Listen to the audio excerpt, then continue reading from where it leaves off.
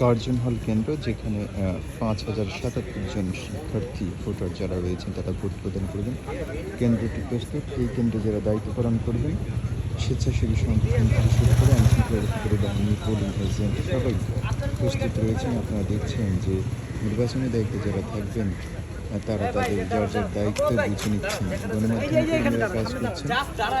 সেই সাথে যারা পোলিং এজেন্ট হিসেবে থাকবেন বিভিন্ন প্রার্থীর, তারাও এখানে অপেক্ষমান রয়েছে। তারা তাদের দায়িত্ব বুঝে নিচ্ছেন।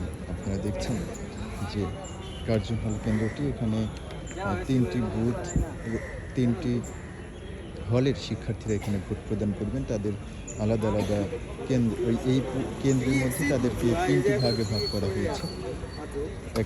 আপনারা দেখছেন যে শিক্ষার্থীরা এখানে আসবেন এবং ভোট প্রদান করবেন। আর যাদেরকে দেখা যাচ্ছে তারা সকলেই এই নির্বাচনী দায়িত্ব পালন করবেন, পোলিং এজেন্ট হিসেবে দায়িত্ব পালন করবেন। বিভিন্ন দল মনোনীত প্রার্থীদের এবং স্বতন্ত্র প্রার্থীদের। আপনারা দেখছেন যে সেই সকল শিক্ষার্থী যারা দায়িত্ব পালন করবেন তারা এখানে অবস্থান করছেন। তারা তাদের কাজ বুঝে নিচ্ছেন। আইনশৃঙ্খলা রক্ষাকারী বাহিনীর সদস্যরা রয়েছেন দায়িত্ব পালনের জন্য।